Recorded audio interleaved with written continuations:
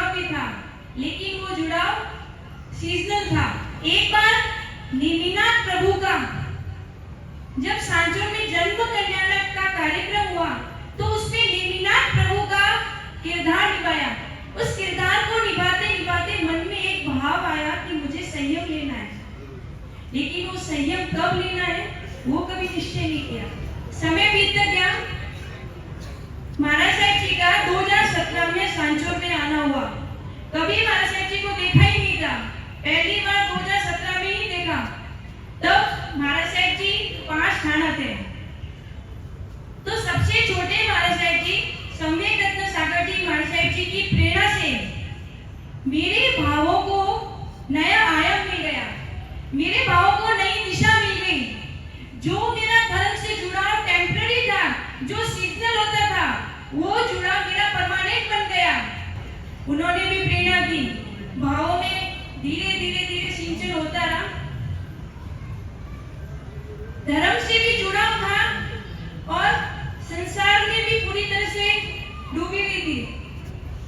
समझ भी नहीं आ रहा था कि क्या करना है, उधर जाना है या इधर जाना है। ऐसे सुनते सुनते थोड़ी थोड़ी समझ आई, समझते समझते थोड़ी थोड़ी श्रद्धा उत्पन्न हुई। महाराज साहब जी ने अभी फरमाया कि हमारे पास कुछ नहीं होते हुए भी हम सुखी है, और अपने पास इतना सब कुछ होते हुए भी हम दुखी है। उनके जीवन का त्याग का और उनके चेहरे का आनंद देखिए हमेशा लगता था, या उनके चेहरे की इतनी खुशी कैसे है। हमारे पास इतना सब कुछ होते हुए हम दुखी क्यों हैं। बस ऐसा हमेशा चिंतन चलता रहा।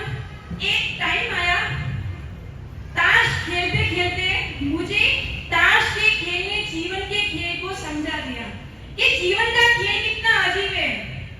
पुण्य और पाप पत्तों से घिरे हैं। कभी सुख का राजा है तो कभी हार की रानी है, कभी सुख का राजा है तो कभी दुखों की रानी है, कभी हार है तो कभी जीत है।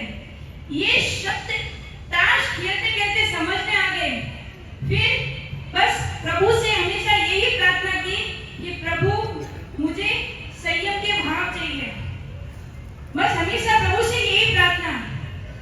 जैसे एक डॉक्टर बनने के लिए बेस्ट कॉलेज चाहिए, इंजीनियर की डिग्री लेने के लिए बेस्ट कॉलेज चाहिए, वैसे भी परमात्मा की टॉप डिग्री लेने के लिए भी मुझे गुरुकुल वास की जरूरत थी, और प्रभु कृपा से मुझे वो भी मिला। गुरु कृपा से, गुरु के समागम से मेरा सही दिशा में पुरुषार्थ हुआ, और उस पुरुषार्थ का फल और प्रभु और गुरु की कृपा से आज मैं यहाँ हूँ। बस गुरुदेव से यही प्रार्थना है